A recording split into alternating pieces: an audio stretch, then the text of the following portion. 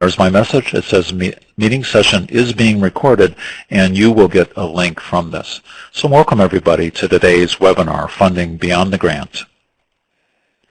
It's my privilege today to introduce our presenters. I'll start with Rachel Bauer. She's the principal investigator at ATE Central, headquartered at the University of Wisconsin-Madison. Rachel, will you come along and introduce your co-presenter, please? Absolutely. Hi, Mike. It's great to be here. We're thrilled to be doing this second webinar on sustainability. There are 4 this spring that we're doing in conjunction with Nancy Marin from Blue Sky to Blueprint. Nancy, do you want to say hello? Hi, everybody. So we're also joined today by 2 special guests, Celeste Carter, who many of you know, who's the lead program director for the ATE program at the National Science Foundation, and Deidre Sullivan, who's the PI and director of MATE. We're going to have a chance for everybody to introduce themselves more fully in just a second, but first, we'd like to know a little bit about who's on the webinar at this point. So Mike is going to open that first poll. You can see it here. Go ahead and just fill it out. We got, not surprisingly, lots of folks who are affiliated with an AT grant. And if you'd like, if anybody put in other, and a few people did, you're welcome to share with us who you are in that chat box. It gives everybody a chance to practice with chat. A few people are saying that they're not currently funded, but, but writing an AT grant, which is interesting. That's great. All right. Okay, so that was great. We definitely had our primary area was AT, but we also have a lot of folks from TAC too. So I'm going to turn it over to Nancy now, who's going to talk a little bit about an overview of the webinar and provide a little more information before we go back to some more introductory material. Thanks, Rachel. And I just want to say, I think we have so many treats in store for you today in this topic. It's a very, very rich topic. I feel I must apologize that we don't have even more time because we're really just going to scratch the surface. But the goals of today's webinar are essentially to encourage you to think and even to challenge some of the assumptions that you may have about what the mix of funding and the kinds of funding you'll need to run your projects and centers are. In the webinar, we're actually going to structure it by walking you through a framework which is intended to help you brainstorm and think about how you would test what new funding opportunities might be. And then, and this is really the treat part, you're going to get to hear from Deidre, who's going to give you an example of a very, very strong ATE center who's already done some experimenting and had some success with different methods of funding that are very, very different from grants. So the agenda today, the big overview, is that we're going to start with introductions. There's a bunch of us, and we want to make sure that you know who we are. I'll give you a bit of a background on what we're talking about when we say sustainability and funding models.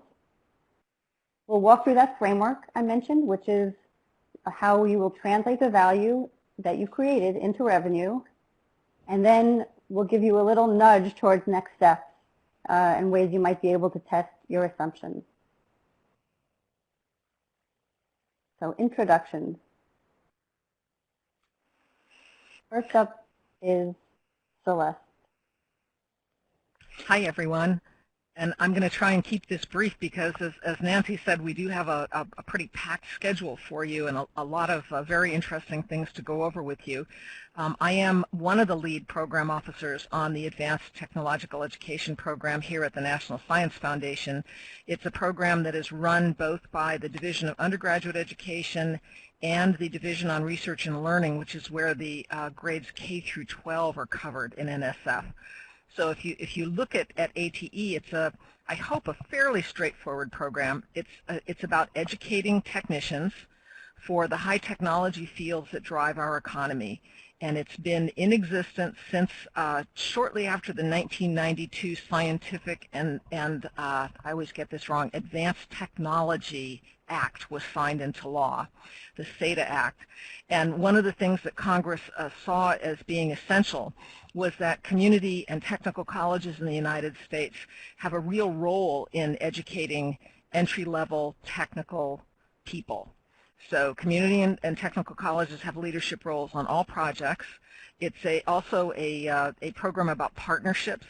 Not only are the educational institutions important, but industry and economic development agencies or workforce investment boards are also important to come in as partners on anything being submitted to the ATE program.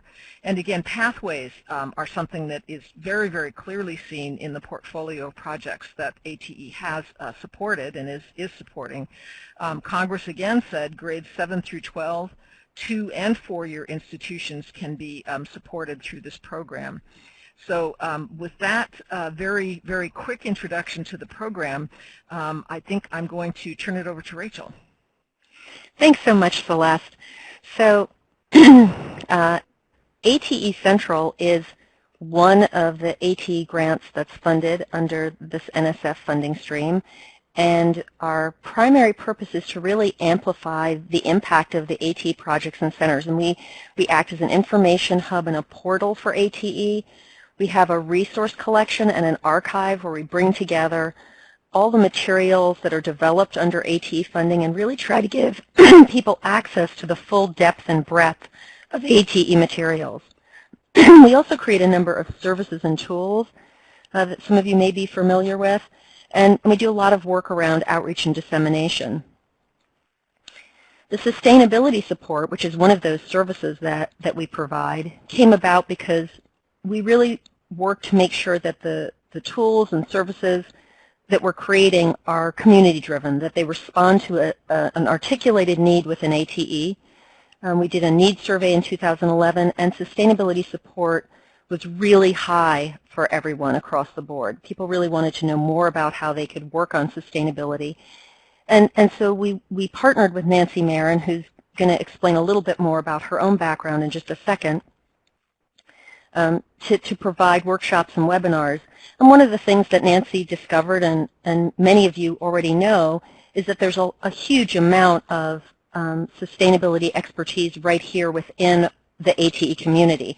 And one of the things that's so exciting is to have someone like Deidre on, who's going to be telling you a little bit about what she's done with MATE, because she has a really interesting funding model and has done some really interesting work in learning more about sustainability herself. So that was a very brief overview of ATE Central, but I think we want to turn it over to Deidre, and she's going to talk a little bit more about MATE. All right. Thank you. We are the MATE Center is in our 18th year of operation. Our mission is to use marine technology to inspire and challenge students to learn and creatively apply science, technology, engineering, and math to solving real-world problems in a way that reinforces critical thinking, collaboration, entrepreneurialism, and innovation. We currently have 3 grants, NSF grants, an ATE grant, an ITEST grant, and a Research Experiences for Undergrads grant. We also have funding from industry contributions and from our student-run CMATE store in which we sell products. Oops, let me go back. Okay, our activities. I would say core to our success is our partnerships. We have extensive partnerships that is not only key to our success, but I think our longevity as our center.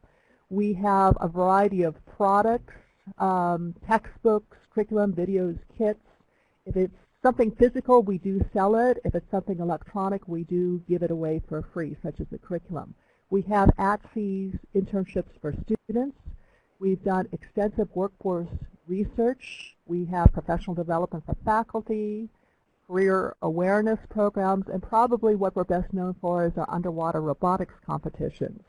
They've been featured in a book, a feature film, and a documentary. And the students you see here won the high school competition, and next week they are on their way to the White House for the science fair to meet President Obama.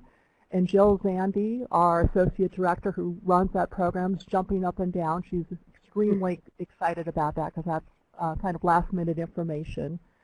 But that's a bit about what we do. I'll turn it back to you. Thanks, Deidre. I'll say a couple words about Ithaca, which is the organization that has partnered with ATE Central. This is a not-for-profit organization that helps the academic community mostly use digital technologies, although the purview has been expanded really to work with higher education for greater impact. The group that I worked with for about 8 years is the one right in the middle, Ithaca SNR, which is a strategy and research group.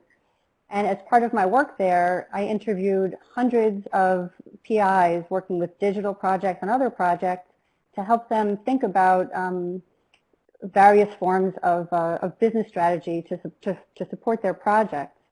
One of the projects in particular that we did as a result was to write up a little guide to the best revenue models. And so this is freely available on the Ithaca website, and it includes briefs on various sorts of revenue generation and even other sorts of support like host institution support and in-kind contributions. So you may want to take a peek at that as well. I should also mention that I have moved on from Ithaca and I'm now running my own consultancy, so have my own personal sustainability questions to answer. Blue Sky to Blueprint addresses business strategy through consulting, research, and training. And we focus on business models really in the academic and cultural sectors, which today seems like as lively as it has ever been. So perhaps if you're interested, have a look at that website. But let's get to the question at hand, sustainability and funding models. To get us started, I just want to get a little sense of where you are. So we will key up our next polling question. How would you define the current status of your funding model? If I could ask Mike or Rachel to tee up the next question. These should show up anytime now. Mike is usually ahead of us, if anything. Just 1 second. Thanks. Oh, sure, no problem.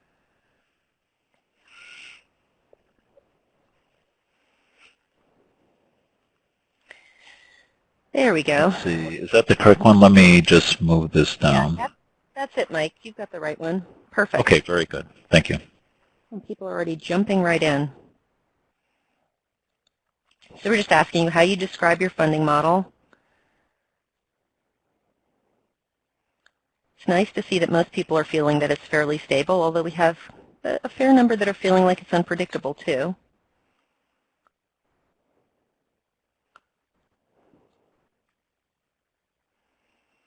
Okay, just a couple more seconds here, folks. Go ahead and get your answers in.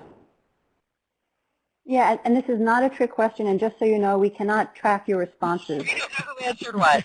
Let's can't see your answers. Right. So anyway, the choices are, from very stable and reliable, and hats off to anyone with the courage to check that box. The next choice is it's somewhat stable. It has worked so far, but we keep looking for new approaches. And I have to say, I'm not surprised to see most people indicating that that's where they end up. Unpredictable. We are always looking for ways to have greater control. And there's a significant number of people who are indicating that as well. And again, that's not really a surprise. It's often that there are some elements of it that are very predictable and others less so. And finally, at risk, we are seriously concerned about how we will support our work in the future. And again, there's no harm in indicating that. That's actually something that we hear all the time as well, and it becomes all the more important, of course, than to start very aggressively thinking about what a sustainability plan will look like. I think we can close it now, Mike. It seems like everybody's answered.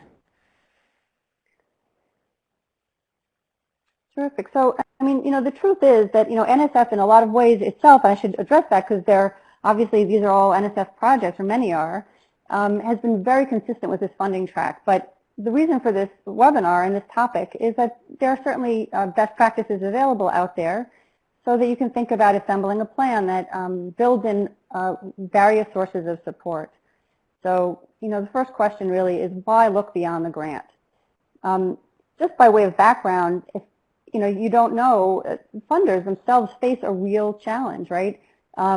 Many of them mostly want to fund innovative things and research and cutting edge work, which they do. But there are funders that, but the grants that get made sometimes aren't actually completed after the end of one cycle. We worked when I was at Ithaca with funders who actually came to us and said, we have this situation where we are funding this wonderful work, and then the grantees come back because they're looking for another round, and then they come back again.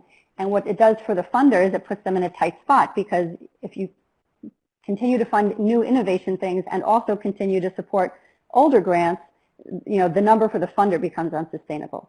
For the project leader, there's also a mindset that sometimes can set in about feeling that if I can just get the next grant, I will be sustainable. And that does rely on certain assumptions that going forward we cannot always count on.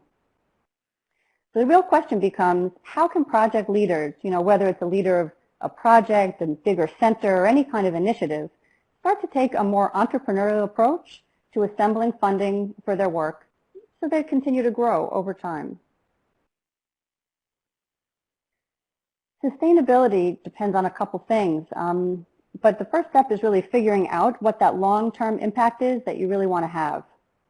What elements that you're doing now do you feel you're going to want to do in the future, and which might you not need to do in the future? And for those things that you do want to continue, that really have made an impact and you want to continue, what will be the ongoing and reliable way to assemble this funding model? So, first to put the question of funding and money, for example, into perspective. Sometimes, again, while I was at Ithaca in particular, a client might come and say, we're coming to the end of the grant, what is the best path forward? And we would say, well, there's a couple steps to take. You've got to understand your audience. You've got to firm up the value proposition of what you're doing. We need to know what's going on in the environment. And then the grantee might say, well, no, that's okay. We do actually just want to know what the funding model should be. And so the next little visual I'll share with you is a quick way to think about the options for funding, and that any options that you're going to come up with are actually going to be the result of a pretty deep understanding of a little ecosystem of topics, what your strengths are, what's the value you offer, and not just to the funder, but to those you're serving. So, for example, the project you have is a great idea. It's absolutely a great idea, of course it is, but nothing exists in a vacuum. So the more that you're going to learn about your users, whether they're students, faculty, other stakeholders, and what they need, what their pain points are, what they want to see, the better chance you're going to have of turning this really great idea into a really strong value proposition, something that really delivers something very specific to a group of users. And once that's firmly understood, it's going to become much easier to figure out what activities you're going to need to carry out, your goals, what the costs are going to be that are associated with doing this work. Some resources might be freely given, donated time, and that sort of thing, but others obviously you're going to need to pay for.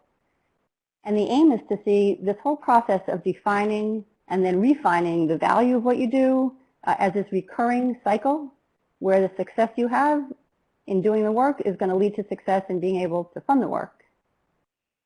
So today, just to remind you, with this beautiful little ecosystem of important topics, each of which merits its own real investigation, we're actually only going to talk about that little thing at the bottom called funding sources. That's the apology. You can't get into everything else. So the funding models. A funding model can look like a bunch of different things. It could be a grant from one funder. There certainly might be people on the call who have a very simple funding model, which includes my grant. There's a continuum of what these models look like, though, going from a grant from one funder to some grants from several funders to a real mix of grants, donations, revenue generation, consulting, and lots of sorts of donated time, in-kind support, whether it's from your hosts or from your host institution.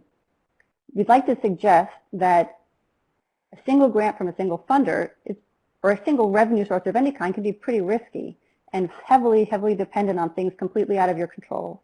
So in this exercise, what we're really doing is encouraging you to see where you are right now in this continuum and consider moving yourself a little bit more to the right. So what are the benefits of non-grant funding? This might feel like a scary idea. We understand it could, to some of you, feel unnecessary and possibly even beside the point. But we think there are some real benefits associated with thinking about your work in this way. So the first is flexibility. You have the flexibility to, find new sources of support, to expand in new areas. You have the value of market feedback, and you're going to hear a bit about this when Deidre gives her examples, but the difference between knowing that a funder loves what you do and hearing direct feedback from your end users and the beneficiaries is tremendously powerful. You have the ability to scale the project as it grows. So as you get more people, you may have more funding that can come in, which then in turn will allow you to grow more. And then finally, just developing a direct relationship with your base of support is valuable both for funding and also for impact. So a lot of good benefits here. But that's enough from me. We actually have the benefit of having Celeste on the line, who can tell us a little bit more about how she and NSF feel about this.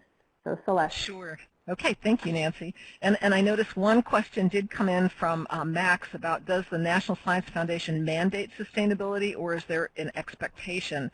And I know this is something that ATE Central, Rachel did quite some time ago, was look through kind of across the National Science Foundation and find out how many of the different calls for proposals or program solicitations actually talked about sustainability. I think that ATE is not completely unique, but tends to stand out in the portfolio at the National Science Foundation in that sustainability isn't mandated, but it is something that we suggest particularly the large centers look at.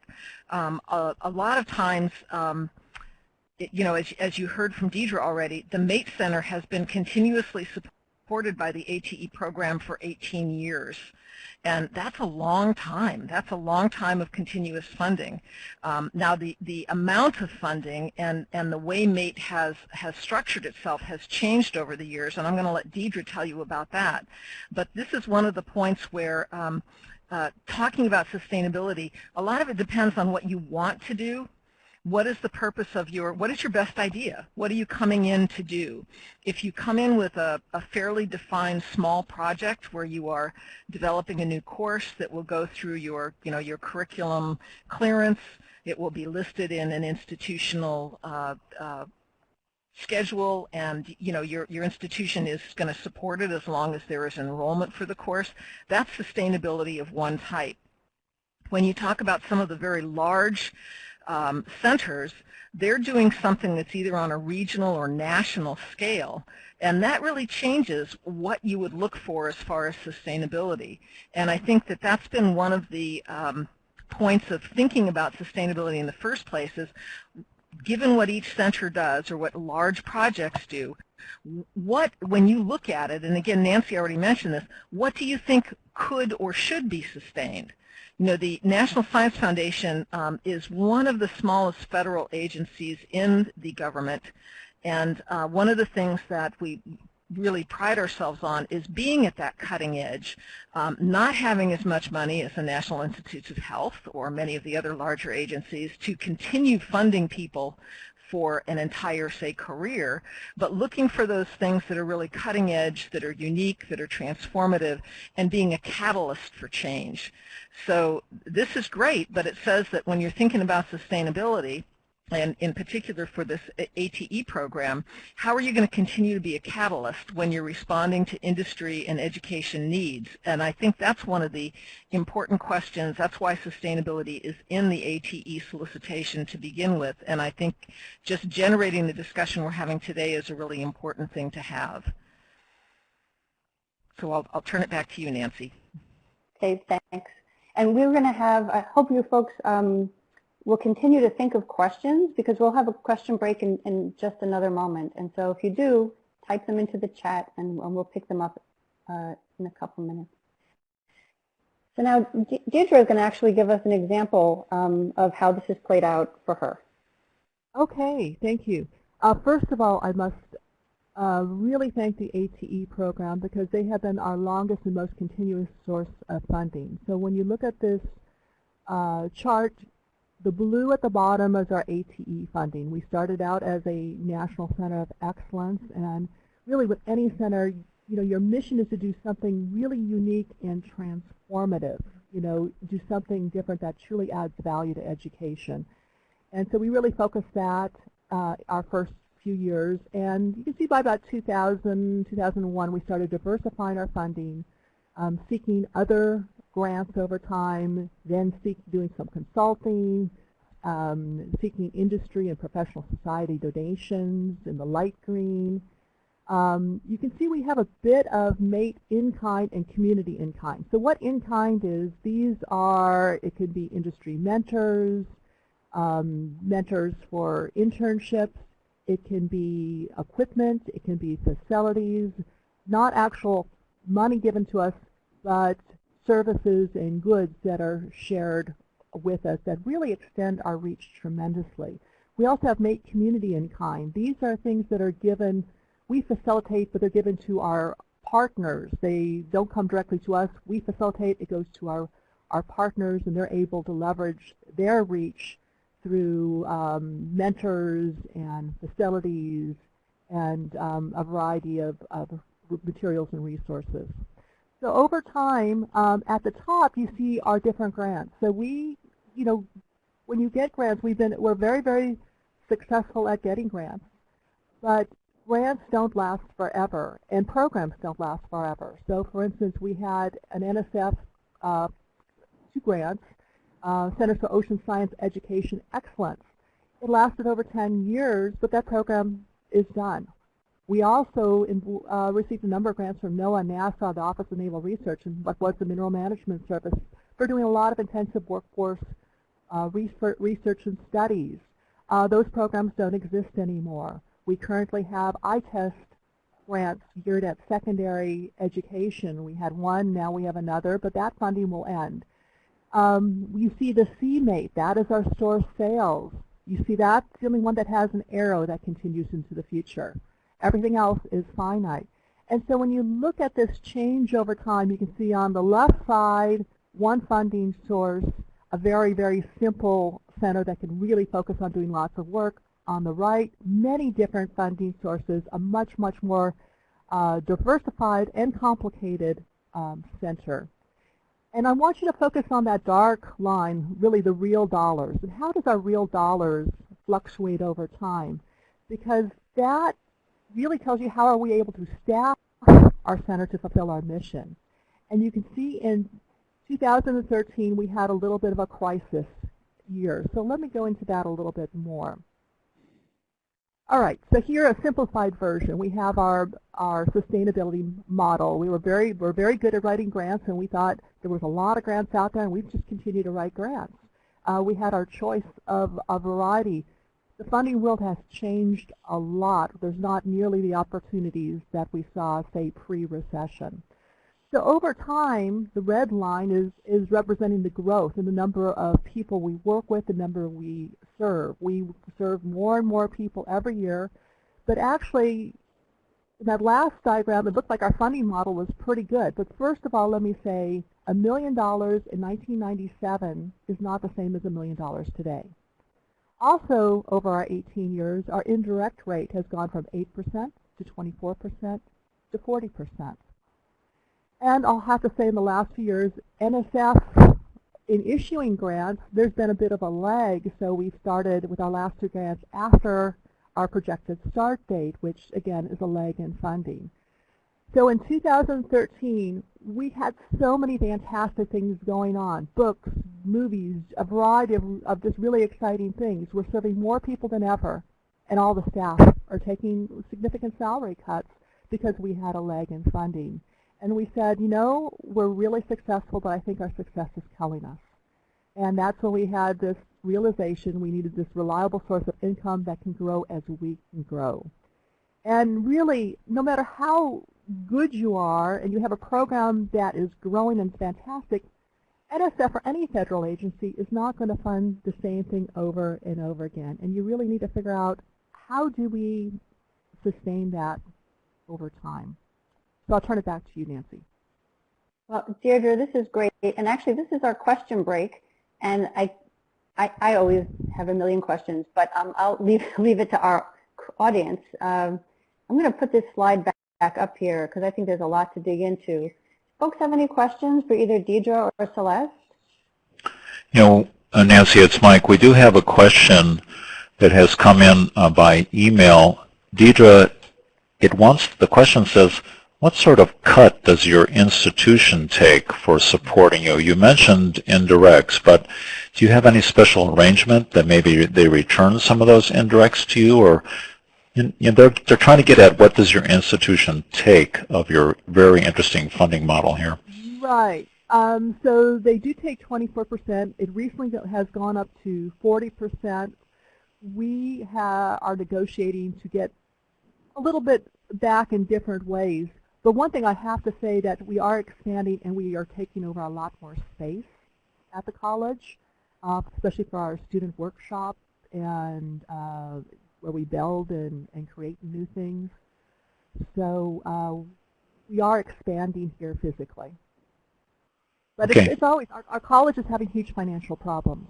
It's a small college in California, and it really was hit hard during the recession and the changes with apportionment and how students are funded. Okay, good. So lots of interesting challenges that you're facing. Deidre, let me turn to Dr. Carter for a question. Celeste, people want to know, can you measure sustainability beyond money? Deidre poses an interesting, really, an industry person would look at this and understand sustainability right away, but Dr. Carter, have you seen people define measures of sustainability? Is there some way we could measure it beyond these dollars? Oh, that's a little bit of a tough one. I mean, in some cases, I'd go back to that small project where you can say, we've created something, it's institutionalized within our college, it's being adapted and implemented at other places, say it's a new course or a new program. That's certainly a measure of sustainability we could go out and quantify. On the other hand, there are some types, I think, of sustainability and things that Deidre was talking about that tend to be much more difficult to really put a label on and say that this is something that really relates to sustainability.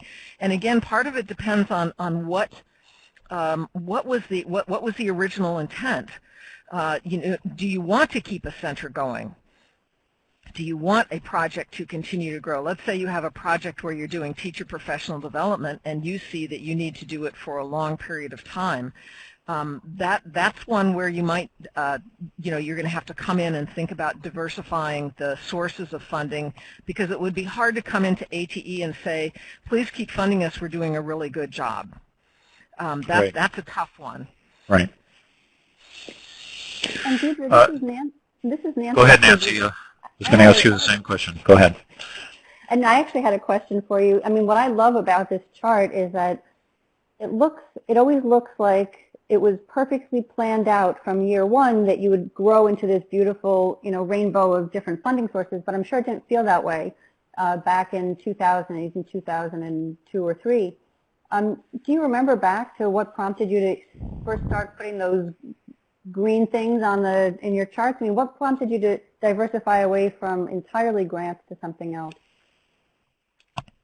You can see it's quite a mix, and we're really focusing on is expanding our store sales so we can better survive fluctuations in funding.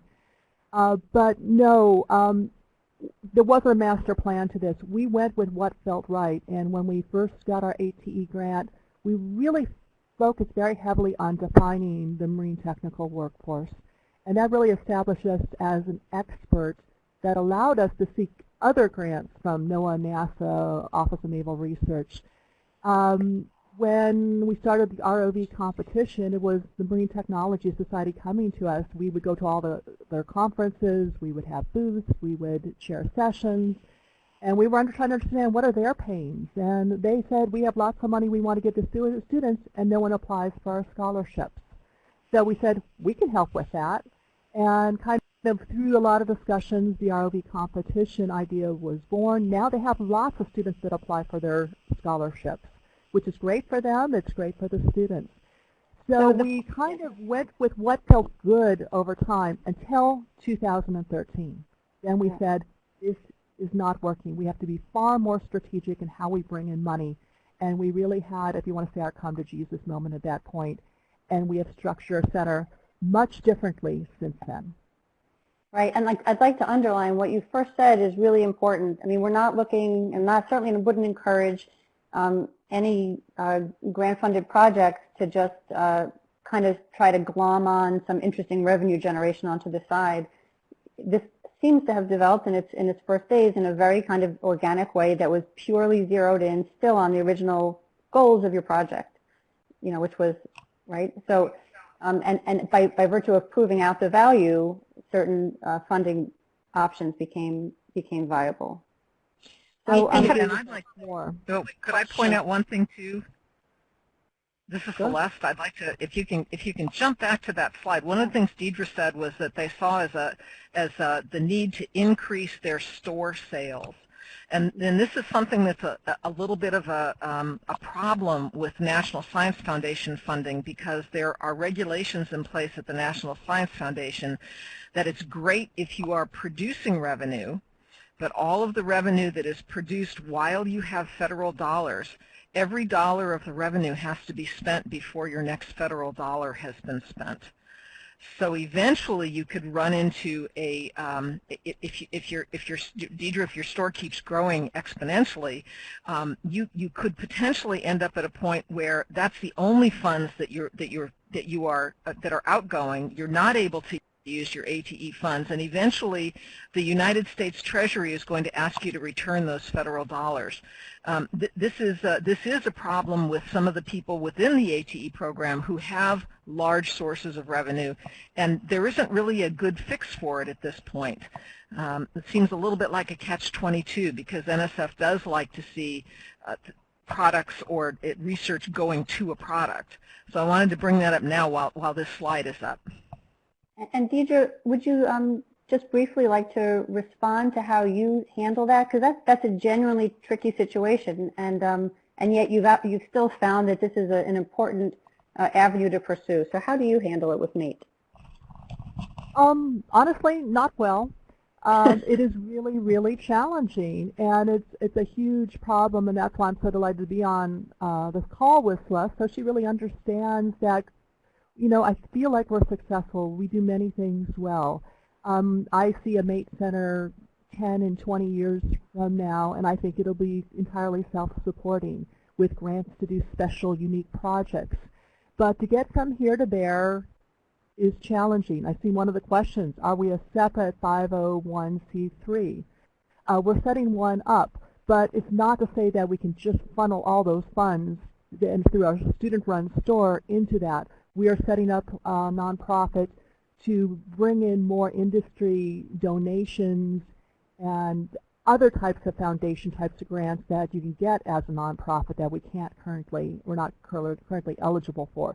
So we have a transition period that is going to be challenging. Right now we're increasing our staff size, and we're hiring positions like marketing managers that we really couldn't hire before because we have the revenue now to do it.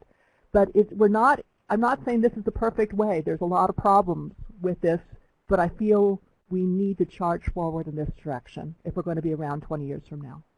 All right. So, I mean, that's super helpful. And this is a critical kind of sticking point that even the group of presenters started debating among ourselves when we were on a prep call. Maybe we can pick this up towards the end of the session if folks are interested in going further. But let's jump into this brainstorm a bit, because this is where I'll get a chance to kind of urge you on to thinking about how this could work for yourselves, but also you'll get to hear more from Deidre about how she's actually done this. So, but first we'd like to take the temperature of the group here on this question about people's interest and willingness to try. So how do you feel when you start thinking about revenue generating activities in particular? So we have several answers for you guys here. Some of you just might think it would never work for you. You might want to feel, you might think you're beginning to feel a little queasy and just start writing your next grant. Think that there could be something worth exploring, but you really feel like you could use some help and support. And some of you might feel like, wow, this is great. We're already doing this. It's great to hear people talking about something that we're already underway. So go ahead and jump in. Folks are answering. Lots of people, Nancy, in that third one, which I don't think is a huge surprise. No, and that's great. I mean, I think that's a pretty standard. That's a pretty standard and very honest response. I mean, it seems interesting, as you could hear from the previous discussion. It also seems genuinely challenging for ways that are sometimes structural, not just our own personal mindsets, but the way sometimes the systems are set up. And yet it does seem like it could open a new path for growth. So it's definitely worth thinking about. And we're, of course, sympathetic with those of you who feel that grant writing is fine. To those of you who prefer to do that, I think that's fine. And in fact, what was lovely about Deirdre's chart was that it showed even a diversity in types of grant funding. And that's a key message too. You know, there are ways to do it to kind of mitigate risk, and that's one of them. And for those 7 of you who are already doing this, I hope you'll stay in touch with us because we want to hear more examples. You are, exactly. All right, I think we can close this, Mike, when you get a chance. Perfect. All right, and I think we're quickly following this up with another poll question, if folks don't mind, to get a sense before we start this brainstorming of where do you see the real value? I'm sure there's lots of values. But when you think about your project, do you think that the most valuable aspect is in the content or curriculum you've created? Do you think it's in the expertise of the team that you've assembled? Do you think it might be in the number or the qualities in the audience or the people that are engaged in the work you do? Or is it mainly in how deeply and how well you have managed to align your work with local and national priorities? So go ahead and let us know. Curious to hear how people end up on this. Yeah, this is really interesting. I don't think I would have expected it to go to that 4th one quite so heavily. That's really interesting. Yeah, and I tempted to let a couple more, but we have a tremendous crowd now. Looks like we have almost 100 people on the call, so I'm curious to hear how people are shaking out in these categories. It's not surprising. I mean, clearly anyone who is grant funded is doing a very good job aligning with those funder priorities. We also know that I should just mention, even though we're not talking a huge amount about host support, like your institution support, it's obviously a critical element in almost every sustainability plan, or probably should be more than it is in some cases. You know, today is really focused on a certain slice of that a bit more than others, just because it's a little more exotic of an animal. So let's see. Some folks mentioned the content or curriculum, and that's great. Some fewer mentioned the expertise of the team, and I think that's significant too, especially at the centers where people are consistently attached to the project over years. I'm sure that's the case. And then that audience question, how many people, is the value in the fact that we've pulled all these people together. There's huge value in that, and we're going to see some great examples of it. So great, I think we can close the poll. So there are a lot of really good ways to go about considering how you might shake out some good new sources of support. And it could be that you have a good hunch about it. You might have tried something before and it worked, so you want to try it again. Maybe you've seen an example or someone's told you that something worked for them, so you want to try it. And all those are fine, but what we're going to do with this little piece of the presentation is to suggest that you do a personal brainstorm starting from the premise of what are the sources of real value that my project or my initiative has created. So the framework is going to be a way to help you walk through this brainstorm. We're going to spend a little bit of time on each of these big areas, the big 4 areas on the left-hand side.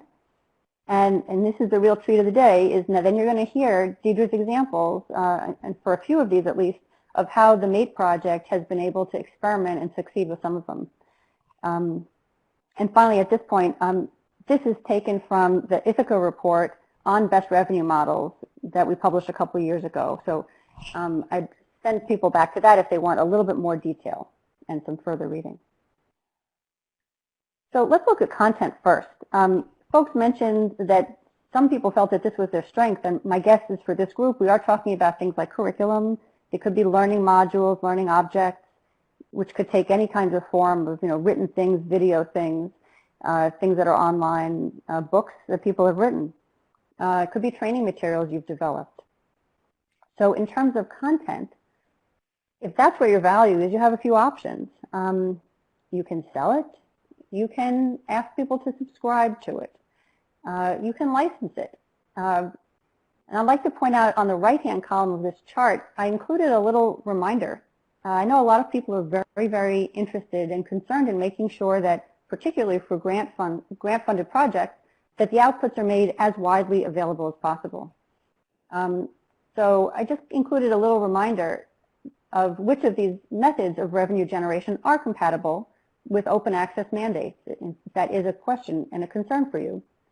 And so, for example, if you are selling something through purchase, that is not compatible with open access. But we've seen tons of examples of, and I'll define freemium because I know that there's a question out there.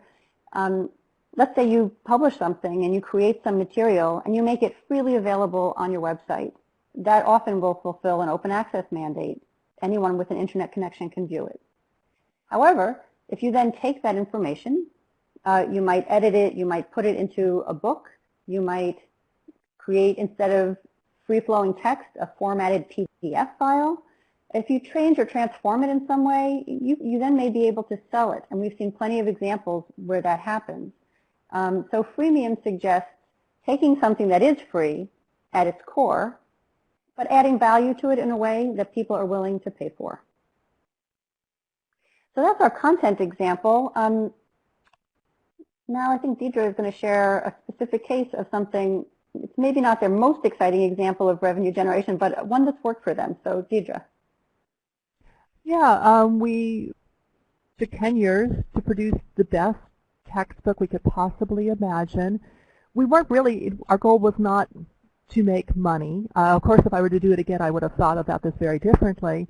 But we really wanted to make the best book ever. And it really is an excellent book. We're very, very happy with it. But you can see there's no customer discovery, which you'll hear about later, which means did we go and really ask our customers what they really wanted? And no, we thought we just wanted to make the best book ever, and if we did, they would all buy it. But we got so excited we made it £6, and so no one really wants to carry it. So it's a great reference book. It definitely has more than paid for itself. The content is excellent, and we self-published.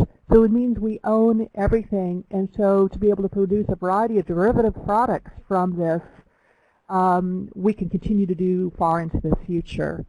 So that was, we did this published in 2010.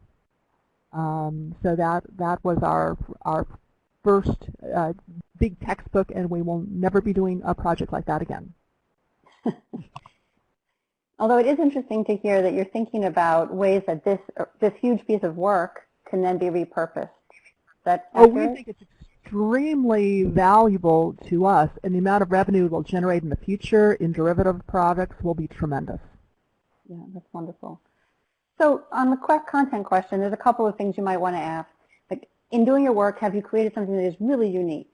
And that's a big piece of research to do. Is there anything out there that is already doing what I think I did? Another important question, and this is kind of to the uses that Deidre noted, to what extent is this something that people will be able to pay for, and in her case, be able to carry around, right? So, that obviously wasn't the core consideration at the start, but you do want to think about how will a potential audience be able to receive this. And finally, and something that is really important is, in the course of making it, have you made sure that you've secured all the rights you need to have cleared in order to sell something? So it's very different from what you might consider fair use when you're just using things for teaching materials. If you're actually going to sell it, you may have to be very careful about the content that's in there. So the next topic up is tools and services. So this could be, for example, these can be methods that you've developed. There might be software or a platform that you put together in order to reach out to your people or to share materials you've created. And actually, one of the really tempting things in here is this is where the expertise of your team might come into play. If you've built up a way of doing something and you have people who know how to do it, there might be consulting possibilities in there. So this is another interesting possibility to consider. And again, you're not actually preventing access to anything. You're just finding new ways to offer access to things that you have. So Deidre. Yeah, so in 2013 we started CMate, which is a student-run store. We use community college students to develop products, run the store. Here are our first 4 CMate students at an underwater interventions conference. The Marine Technology Society graciously gives us about $8,000 a year to send our CMate students to conferences to exhibit their products, give talks on their products, meet a variety of people in industry. All of them get hired very, very quickly through these activities. You see pictures of some of our products, and I wanted to point our Get Out of Jail Free card. It's that CMate card. One side is on the left, where you see the triggerfish and pufferfish, the resistor card on the right. It goes with all our kits. And so we send products all over the country and to Canada. And when people realize that it's a social enterprise and it's helping community college students, they are a little bit forgiving when we do make mistakes, which we do make mistakes. Sometimes we have to do a bit of damage control. We're getting much, much better, but we're trying to scale up very, very quickly. We're a startup company, no doubt about that. And so with that, we are having a number of growth pains. The good thing is there's tremendous growth, but there is pain with that growth. I'll turn it over to you. A couple of things to consider. When you look at this and you're kind of going to redeploy your folks into some new space, do you actually have the time to do that? Is this something that you can take on in addition as it grows in a way that will be easy and possible without detracting from the work you've already chosen to take on? And then similar questions about the ability and are the uses that you're going to be putting this to covered. So the next area, audience, is really, really intriguing because it really only works if you've already demonstrated the value in a pretty big way. So you're doing what you're doing. People like it. More and more students are flowing into your programs. More and more institutions are picking up the curriculum you've developed. More and more instructors are taking what you've done and bringing it back to their students.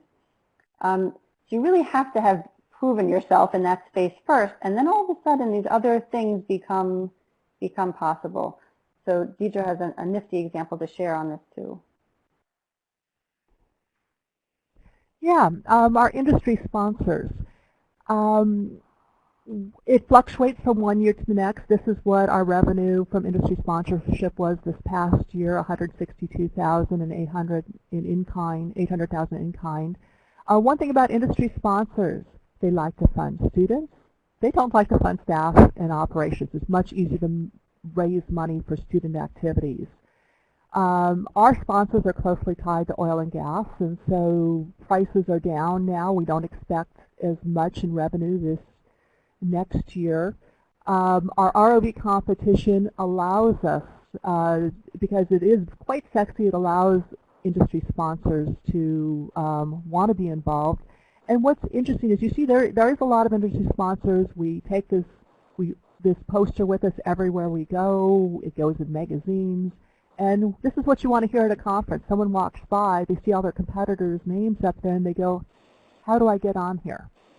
So some of these industries are giving us cash. Some of us are giving our students, say, tether cable for ROVs or underwater connectors. So it's a variety of different ways that they can contribute depending upon the size of the organization. And I have to say that Jill Zandy, who runs the ROV competitions, she is instrumental in making this all happen. Having somebody that remembers people's names and faces and knows how to chat people up at cocktail parties, this is all essential into bringing money in. And believe me, it is not free money. You have to work hard to generate your industry sponsorship, and many times you have limited ways in which you can spend it. What has been very, very helpful for us is we have a good relationship with a variety of professional societies, but especially the Marine Technology Society. And working closely with them gives us access to so many more industry sponsors, and they are one of our biggest sponsors. I'll turn it back to you. But Deidre, can you remind me how, when you first started, like what was critical mass looking like in order to get the sponsors involved? Like how successful was it at the start? It was painful, and I remember because I'm kind of an introvert, and so Jill says, "Okay, your turn to go around the industry floor and try to drum up support." And getting that first donation, asking somebody would they donate $1,000 to help sponsor students in an ROV competition, and they said yes. And once we knew the players, and this is I'll say very helpful is when you're at industry conferences, really being able to socialize with people. When you get invited to those parties, it's really helpful to attend, because that's where a lot of business deals are made. I did make the mistake of putting that in our last proposal, to attend more cocktail parties. So take my advice, do not put that in your proposal. But really, to get industry sponsors, that's what you need to do, is you get to need to know these people on a variety of different levels, away out of the office. How many students or institutions are involved right now, participating? About 800. Yeah. That's in the competition, okay? When it comes to the ROV activities in schools, it's many, many, many times greater than that. But we can't count them. Better now that we're selling products, we can see where our products are going. But not everybody that uses and we can see all our curriculum downloads, and we track all of that. It's many times greater than the number of schools that participate in the competition. So I just want to say, it's hard to say where does our partnership stop. If we're not collecting data on them, some type of survey or whatever, then we're not calling it a partnership. But many, many more people use our products than what we collect data on. Yeah, so I mean, I'd just like to kind of highlight in this example, there's first, the demonstrated success of the program with 800 participants and many, many more people doing the activities. And I also love this idea that success, again, kind of fuels greater success, so that, this is a lovely and very crowded poster, and with people seeing that other people feel it's successful, they want to participate as well. And finally, even just the display of this is lovely, right? And so there's a piece of promotion that's involved in letting people know that, that is sometimes not a natural, not the comfort zone of some PIs from academic institutions, but really, really important. So thank you for sharing this. A good graphic artist is key. Yeah. So if you're thinking about, how valuable your audience is, and how you might be able to leverage that, you really want to ask that hard question of, what do these potential sponsors find is valuable about it? Who do they want access to, and why? That might actually even lead you to other kinds of sponsors a little bit farther afield, maybe not too far afield. You really want to look for partners and sponsors that are, very closely aligned with the core mission. You do hear about examples where, you could just go to some big business who might want to fund some not-for-profit work, but that gets a little bit sticky, obviously, because then you have to be awfully careful about where the benefits are flowing in terms of, aligning your brand with someone else's. You want to be very careful that there's no conflict. So keeping it close is usually the best way to go. And so lastly, the mission, which is by far the most common space, because it really, frankly, might be very hard to identify something you're doing that is possible to sell in that way. You may have an audience that at this point is quite small, or maybe even too small to leverage in that way. And there are obvious sources of support and people who will support what you're doing because it is what they want to do as well. And so here we're looking at membership, organizations, philanthropy, and then host institution support. So, for example, just some key things to think about. Membership as a source of support might mean that you've done something with a handful of key partners.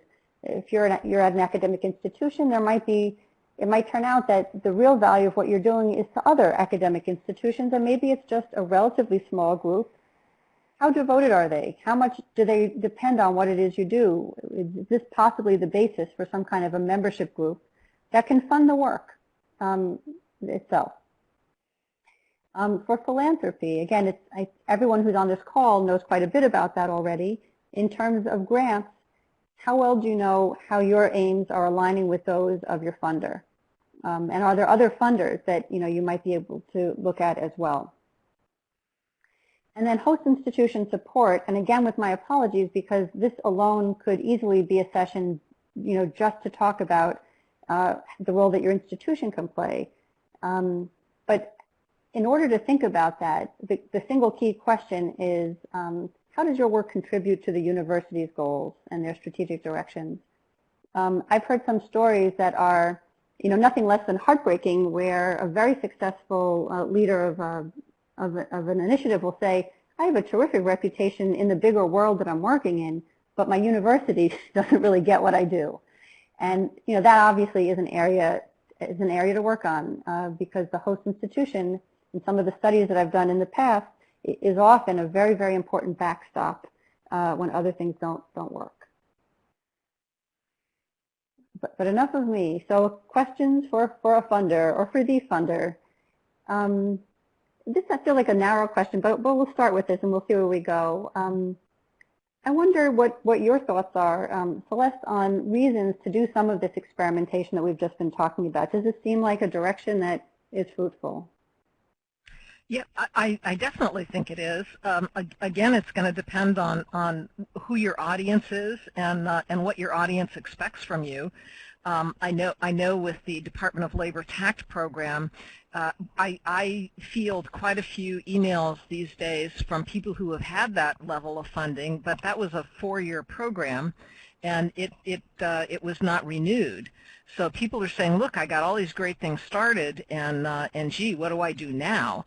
So I think that the fact that there were quite a few people, not only from ATE but also TACT awardees on this webinar, it's a great thing to start thinking about it and to start thinking about revenue generation. One thing that is interesting, I also get emails from people who say, I contacted one of your ATE centers, and they're telling me I'm going to have to license all of the curriculum if I want to use it. And they say, wasn't this our federal taxpayer funds that supported this? How come I have to pay for it? So that might be something to think about, where if you go back to what Nancy put up with the freemium, the idea that you might have one level of curricular materials that are available to everyone, and then you might add value. Perhaps it's online videos or some other thing like that, and that those would be the things that you would license, so that people would know that the basic level they could get, and yes, it was paid for with federal taxpayer dollars, and then this increased value is something that they would pay for. I really do think it's a very important thing for people to think about if they see themselves needing to continue whatever it is, whatever your effort is long term.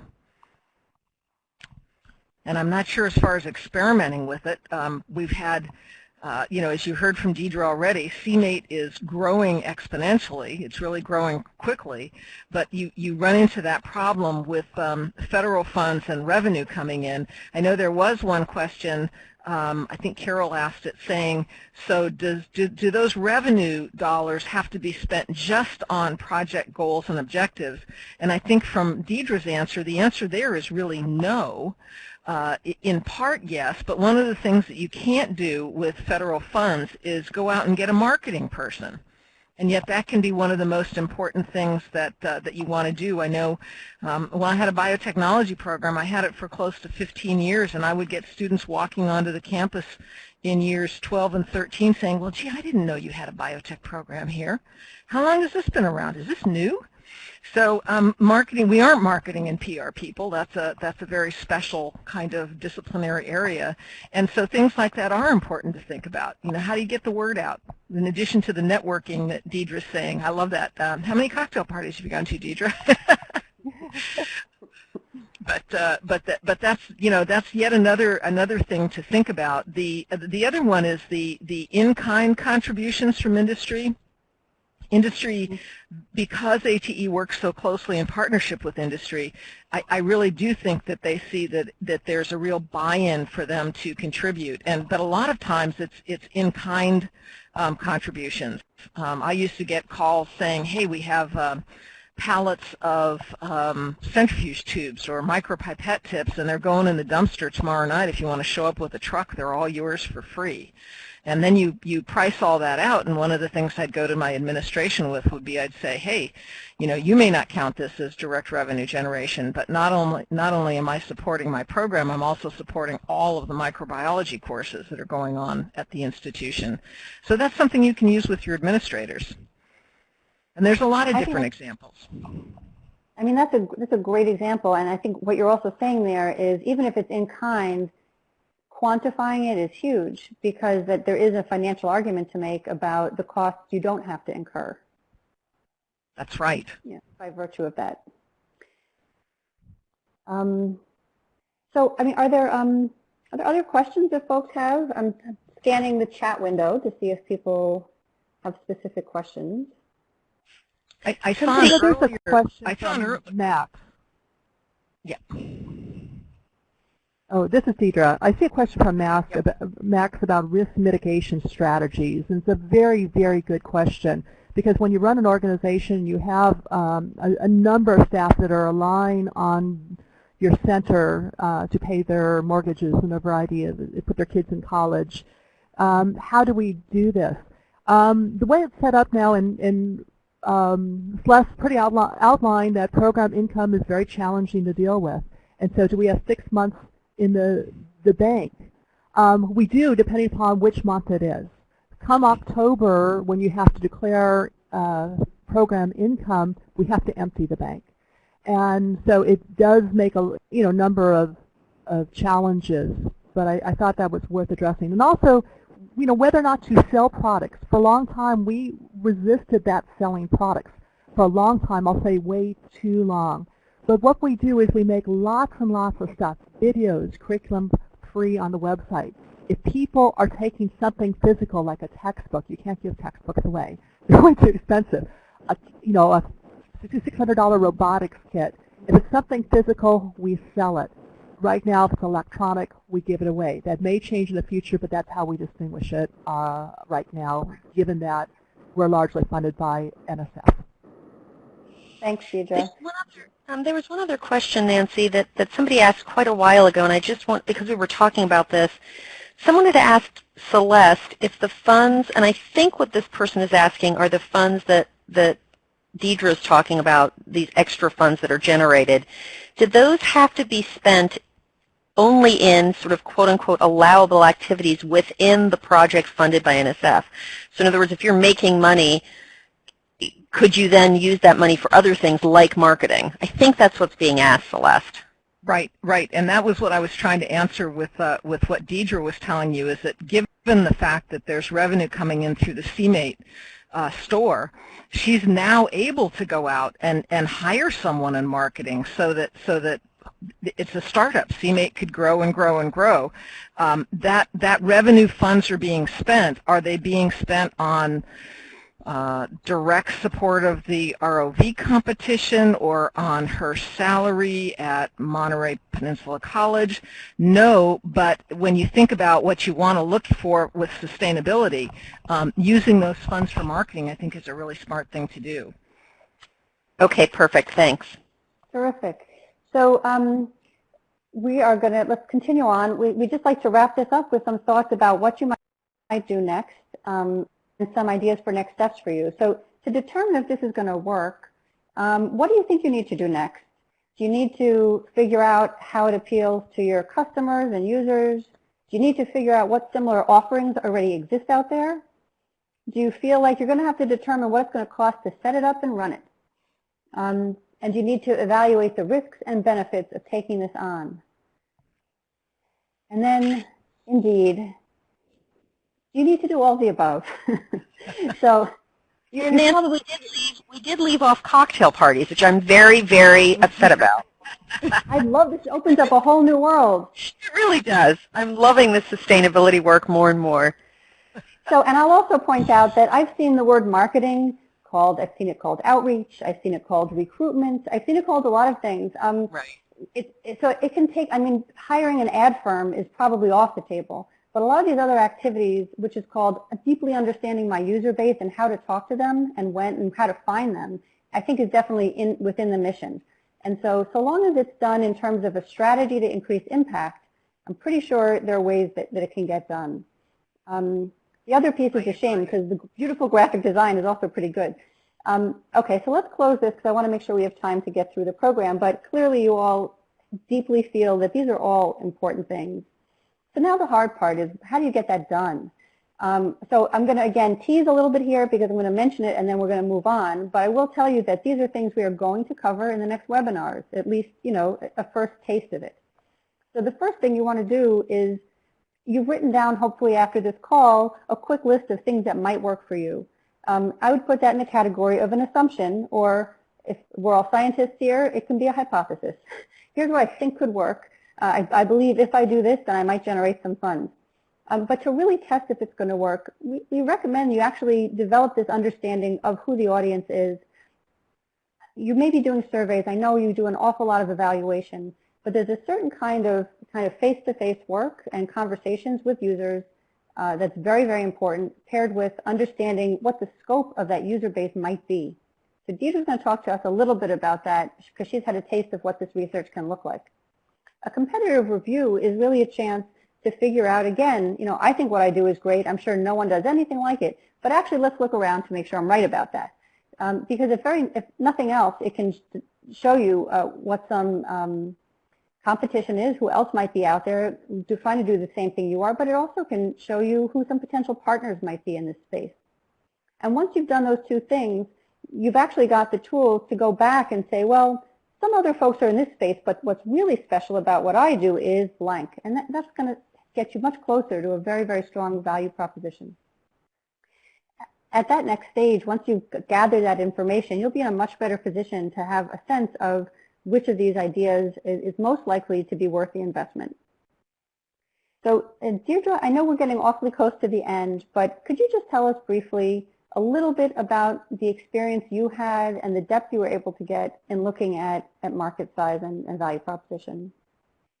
Sure. We received last year an I-Corps grant, which hopefully I'll have a chance to tell you a little bit more about, but it gave us that kind of that entrepreneurial boot camp startup thinking. And just a second. Oh, there, I lost my screen. It came back. We did a number of things. We looked at our market size. Who was our competition? What are our customer archetypes? We looked at this. And so here, this is just to give you an example. If we're going to sell kits, what can we expect to make? Well, if you have 22 million students, 500,000 math and science teachers, more than 500,000 students participate in robotics competitions. We did some, research, find out what's out there. And if we said 5,000 teachers, if they participate in underwater robotics, and the average sale of kits, lab resources, curriculum, and our professional development is $500, it would take 5,000 teachers to reach our goal, and we do have a $2.5 million goal in the next 5 years. If we get to that goal, we do not have to rely on any grant funds at all. So we did set that goal for ourselves. The reality is our customers are far more diverse than teachers. Their parents, their museums, their camps. So I feel like it's a very, very realistic goal, and we're making good progress in that direction. Terrific. And I know you did a lot of work. It's going to be hard to summarize this because there's a lot of richness in it, but just tell us about the experience about understanding these, different kinds of value propositions. All right. So you see the MATE Center has had a lot of grants, and we've done a lot of evaluation over time. We have done surveys and focus groups and all sorts of things, but we never really understood our customers in this way. And this is what I mean. You have to understand what are their passions and what are their fears. When are they going to be able to let go of their money to buy something because they feel it's so essential?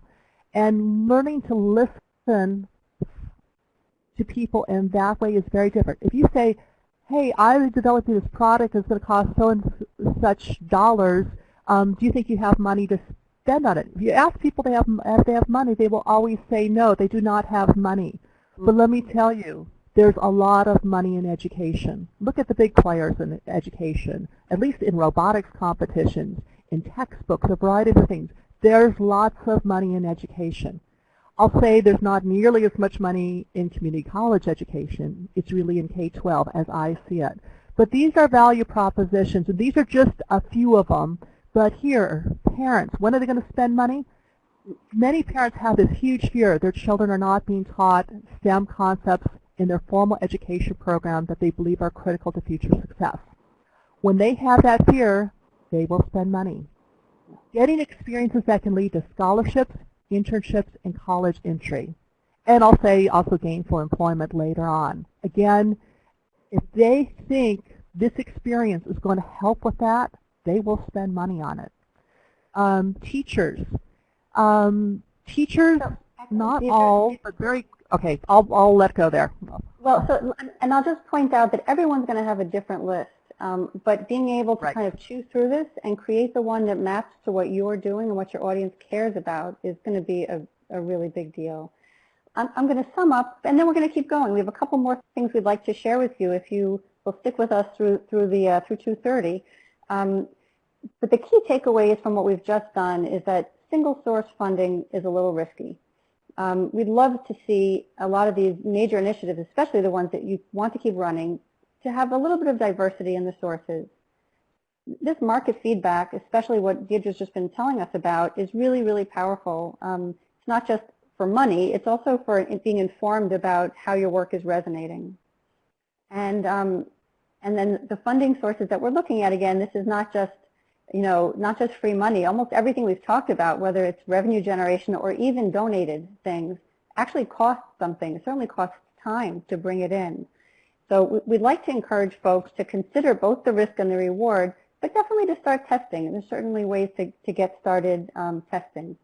I'm going to jump past a couple of these slides. I think this poll we can jump over right now. I just want to make sure we get all the way through to the end, and then we'll open it up for questions and give our guests the chance to have some closing thoughts. But I just wanted to let you know, just to sum up the key kind of tenets in sustainability thinking, is that you want to start with defining the long-range goals. All this other stuff about how much is it going to cost won't be meaningful until you know which piece it is you want to sustain. You want to carefully assess all the elements you're going to need to continue doing. You're going to need to assess all the costs. And you're going to need to think super hard, what we did today or started to do, about what the value is that you're delivering to your audience. You're going to need to look at the role you're playing in the wider landscape. And these two things are the topics of our next webinars. And finally, you're going to start to, shake the bushes for all the sources of potential support. Once you've gone and looked at the value to direct beneficiaries and the role in the landscape and tightened up that value proposition, these funding sources are going to seem a lot more possible. The ones that are going to work are going to hopefully be much more obvious. So I'd like to just mention for those of you who want further examples, this set of case studies, which is available on the Ithaca website, goes into some good detail. It has a lot of financial information about the different paths people have taken. These are grant funded through JISC in the UK, through NEH, and through NSF. And it shows not just, it shows not just how they did it, but how they thought about doing it. And it's actually, there's some extremely candid examples of things that worked and didn't work. So you might want to take a look. I'd like to mention that I actually run a 3-day intensive workshop covering these topics. The next one takes place in August, hosted at Northwestern University. If folks are interested, there's more information on the website. And I'd also like to mention that NSF has a longer version of this, which is extremely intensive. And instead of you having to pay them, they apparently pay you and cover the cost to have you participate in a 6-month version of this, which is really the time it will take to do the serious research that you're going to require to really dig in and do the audience interviewing that people will want to do to understand what they need. Finally, I'd like to mention that ATE Central is still has 2 more webinars. One will be focused on audience, and the next will be focused on the environment. And those are coming up. One is 2 weeks from today, and the other is in early May. So finally, here's the pause I will take. I'd love to hear if there are closing thoughts from our two speakers, and also final questions before we ask you to take a survey. So Deidre maybe first, and then Celeste. Any closing thoughts on what you'd like to encourage people to be thinking about? Yeah, as a National Center, we've had a National Visiting Committee for many, many years. Last year, we instituted a Sustainability Committee. We realized we need to talk and be with very different types of people that think differently about us. That helped us a lot. We've also are spending a lot of time in understanding our competition. Not you guys, other AT centers. I'm talking about robotics competitions and people that are making money out there. There's so much to be learned.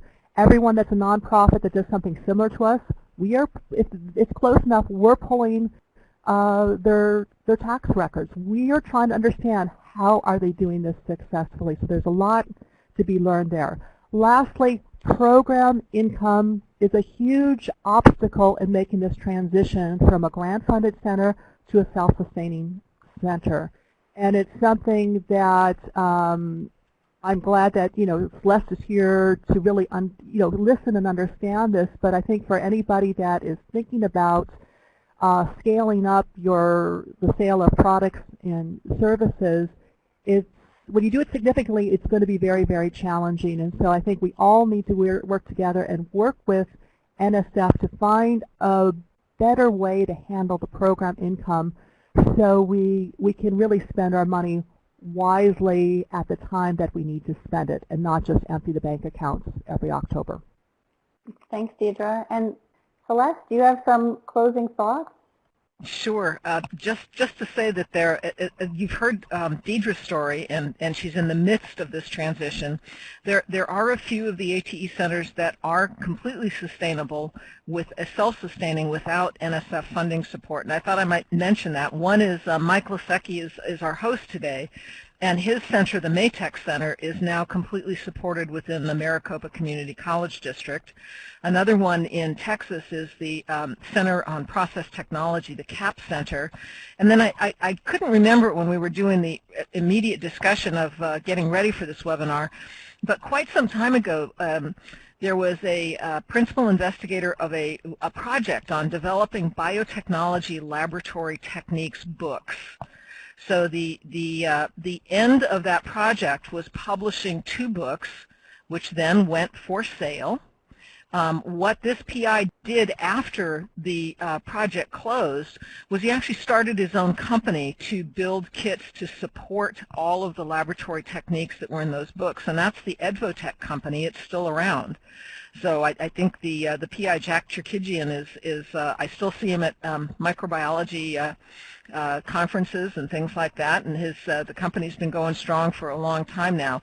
So there are ways to do this. I think you just have to be creative. And I did want to make one more point. Max asked a question saying for NSF, if he gets a DOL grant that expands on the ATE work, is that considered good or double dipping?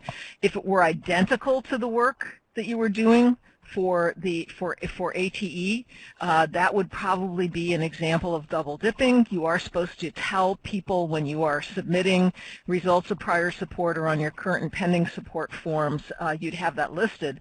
If it's expanding and going beyond what you've done in ATE, that's a great thing. So I think I'll just end there and see if people have more questions. So are there any questions? See, we still have a nice group of people with us all the way to the end. Rachel and Mike, do you see any other questions that you might like to surface before we close for the day? I think we should just move along to the survey, and then if a question comes up, we can maybe talk about it. But I think opening that survey would be a great thing. Okay. There we go. So yeah. I hope you'll all take a moment to take this survey. ATE Central has done a great job organizing these webinars, and the feedback we get from this survey absolutely does a lot to shape the future survey, the future webinars we will offer. So please do take a moment to give us your candid opinion of this webinar. And thank you so much for joining us today. Thank you to all of our guests, Deidre and Celeste, for making this a really exciting session, I think. Carol asked if we would compile a summary of questions and answers. Oh, that's a good idea. Maybe that's something we could do. Carol, maybe that's something Nancy and the AT Central team can do, is come up with a kind of FAQ based on all the webinars and the workshops we do at the end. And will slides be posted along with a link to the recording? Yes, they will, Seth. Rachel, excuse me, it's Mike. I'm going to leave the survey up for a couple of minutes as people complete it, so it'll be there. And I think that officially concludes our webinar. I wanted to thank you and Nancy, and of course Celeste and Deidre, for being part of today's event.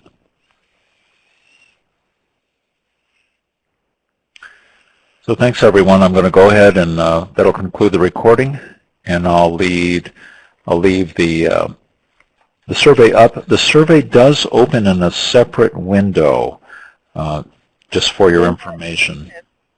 Somebody asked if they couldn't see it. It may be a second tab. If you look up at the top of your browser, you may see a second tab with a little. Right. She got it. Yep. There we go. Good. Okay. Good. Rachel, thanks very much. I'll talk to you and Nancy later. Goodbye, Celeste. Goodbye, Deidre. Go ahead and put yourselves onto mute, and that officially ends our event for today. Thanks, everybody. Thanks, Okay, everyone. thank you, everybody.